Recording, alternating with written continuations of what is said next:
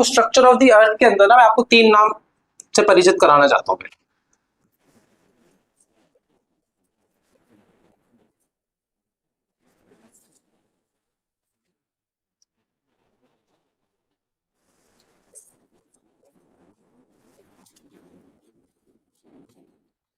Robert Oldham और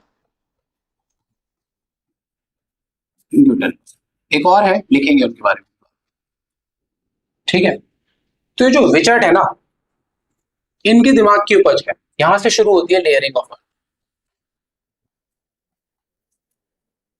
समझते हैं कैसे? इन्होंने देखा डेंसिटी ऑफ अर्थ जो है ना एज अ होल 5.5 ग्राम्स पर सेंटीमीटर क्यूब। हमने पढ़ा इसके बारे में, देखा उन्होंने डेंसिटी पूरे अर्थ की 5.5, ठीक है। जिस क्रस्ट पे वो खड़े थे उस पत्थर की जब उन्होंने डेंसिटी निकाली, इट वाज 2.7 ग्राम्स पर सेंटीमीटर क्यूब। कंफ्यूज्ड कि भाई अगर इस रॉक की डेंसिटी इतनी है तो इस बल्क अर्थ की डेंसिटी इतनी ज्यादा कैसे आ रही? फिर क्या किया उन्होंने? फिर वोल्केनिक इरप्शन से जो रॉक्स मिले उनको, जो कि आयरन रिच होते हैं थोड़े से, उनकी डेंसिटी निकाली भाई साहब ने। वो कितनी आई? 3.5 ग्राम्स पर सेंटीमीटर क्यूब, ठीक है। अभी भी कंफ्यूजन खत्म नहीं हुई। क्यों? क्योंकि अगर एक चीज डेंसिटी 2.7 है, एक की डेंसिटी 3.5 है, तो भाई साहब इस होल की डेंसिटी तो 5 नहीं हो सकती, 3.5 से ज्यादा हो ही नहीं सकती, इनके बीच में लाया करेगा एवरेज वैल्यू, एक्सट्रीम से ज्यादा हो नहीं सकता। कंफ्यूजन जारी है, ठीक है। फिर क्या करा इन्होंने? फिर इन्होंने सोचा कि यार एक काम करते हैं, मुझे चलो कोई ना। फिर विचर्ड ने क्या किया, इन्होंने सोचा एक काम करते हैं, हम जाते हैं मीटियोराइट्स की। मीटियोराइट्स की कंपोजिशन रिच इन आयरन निकल। भाई साहब ने डेंसिटी निकाली, देखी, पता चला 8 ग्राम्स पर सेंटीमीटर क्यूब। तब जाके कुछ संतुष्टि नहीं आई। अब ये मीटियोराइट्स कब बने थे? ये भी हमारे सोलर सिस्टम के साथ बने थे, अर्थ के साथ ही बने थे ये भी, ठीक है। तो इन्होंने सोचा कि यार हो सकता है कुछ सिनेरियो ऐसा हो कि सेंटर में, अर्थ के सेंटर में आयरन, निकल, इस तरीके का सब्सटेंस हो, और उसके बाहर सिलिकेट रिच रॉक्स हो।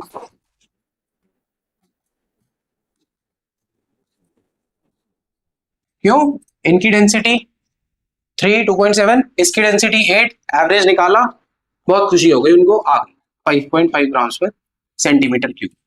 पहली बार ही proposed a 2 layered structure of Earth, 2 layered structure of, ठीक। अब इनको इस थ्योरी को करना था प्रूफ, तो ही टर्न टू साइस्मिक वेव्स। क्योंकि इंटीरियर ऑफ अर्थ के अंदर तो हम जा नहीं सकते, लेकिन साइस्मिक वेव्स है जो कि हमें, अब हम बात करेंगे साइस्मिक वेव्स के बारे में भी, एक छोटा सा इंट्रोडक्शन ले लेते हैं। 2 तरीके की होती है, बॉडी वेव्स और सरफेस वेव्स। अब इस बॉडी में 2 आती है, प्राइमरी वेव्स और सेकेंडरी वेव्स। ये होती है कंप्रेशन, रेयरफैक्शन, ऐसे चलती हैं ये। They are perpendicular to the mode of propagation, move ऐसे करती हैं, आगे जाती हैं, लेकिन पार्टिकल्स वाइब्रेट ऐसे करते हैं। अब ये जो है सॉलिड, लिक्विड, गैस, तीनों में ट्रैवल करती है, ये केवल सॉलिड्स में करती है। मैं इसके बारे में बात करूंगा अच्छे से, ऐसा क्यों हो रहा है, ठीक है, और डिटेल में बात करेंगे, सरफेस वेव्स की भी बात करेंगे। लेकिन अभी हम क्या समझ रहे हैं कि इन 2 वेव्स की मदद से, प्राइमरी और सेकेंडरी वेव्स की मदद से, वो अपने मॉडल को जस्टिफाई करने की कोशिश करते थे, ठीक है। तो उनका कहना था, ये रहा मेरा कोर, ये रहा मेरा मेंटल, तो जब वेलोसिटी ये आएगी यहां से, तो एक डिफ्लेक्शन मुझे यहां देखने को मिलेगी, वैसे तो बाहर से नहीं आ रहा है ये, समझो इस बात को, मतलब यहां से ट्रैवल कर रही है, एक मुझे डिस्टर्बेंस यहां पे देखने को मिलेगी, ठीक है। लेकिन ऐसा हुआ नहीं, उनको कुछ और डिफ्लेक्शंस देखने को मिले। जब वो मेंटल से अंदर कोर की तरफ आए तो उन्हें n नंबर ऑफ जगह पे डिफ्लेक्शंस देखने को मिले। अब वो कंफ्यूज्ड, बहुत सारे सवाल उठ गए कि भाई ऐसा क्यों, ठीक है, ऐसा क्यों हो रहा है। एक मटेरियल, आप बोल रहे हो एक मटेरियल से दूसरे मटेरियल में जाएगी, वेलोसिटी की डायरेक्शन चेंज होगी, स्पीड चेंज होगी, हमें ये विटनेस हो जाएगा कि हाँ अंदर 2 लेयर है, आपका 2 लेयर स्ट्रक्चर वेरीफाइड है, ठीक है। लेकिन ऐसा हुआ नहीं। देन केम हूं हमारे सेकेंड हीरो, रॉबर्ट ओल, ठीक है। इन्होंने समझाया, इन्होंने बताई एक बात कि यार देखो ऐसा होगा, हम जैसे जैसे नीचे जा रहे हैं तो टेम्परेचर बढ़ता जा रहा है, टेम्परेचर बढ़ता जा रहा है। अब वो कह रहे हैं कि यार तुम्हारा जो आयरन निकल कोर है ना, वो होगा लिक्विड, मेल्ट हो गया, और मेंटल जो है तुम्हारा वो होगा सॉलिड। इस सॉलिड लिक्विड ट्रांजिशन की वजह से मुझे कुछ डिस्टर्बेंसेस देखने को मिल रहे, ठीक है। इनकी बात को जस्टिफाई किया हमारे तीसरे हीरो ने, उनका नाम है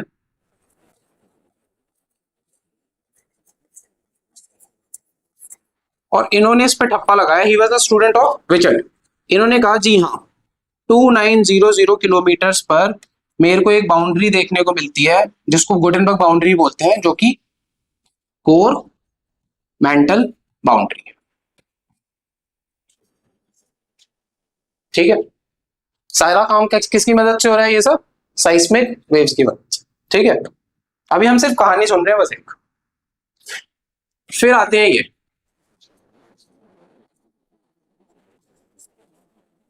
इनका कहना है कि ठीक है भाई तुम्हारी 1900 वाली बात ठीक है, 2900 वाली बात, लेकिन नीचे जाओ जरा, इस डेप्थ के ऊपर, यानी ये जो कोर है, इस कोर के अंदर एक और लेयर है जो कि अंदर सॉलिड है और बाहर लिक्विड है, और इन्होंने इसको बोला इनर वर्सेस आउटर कोर। कैसे बता पाए, क्योंकि एस वेव वेलोसिटीज जाती नहीं है मेरे लिक्विड आउटर कोर पे, लेकिन इनर जो कोर है उसमें तो ट्रैवल करती है, एस वेव केवल ट्रैवल करती है सॉलिड्स। ये कहानी समझ में आई, ठीक है, पक्का, ठीक।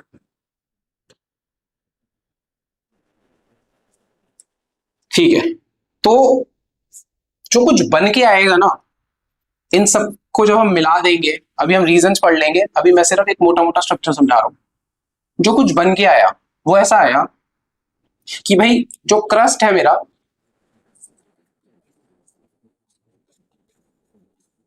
Continental crust versus oceanic crust, इस बाउंड्री को हमने बोल दिया कोनॉट।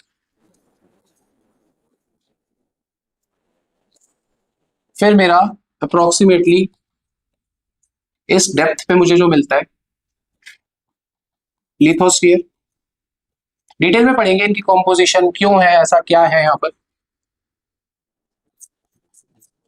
मो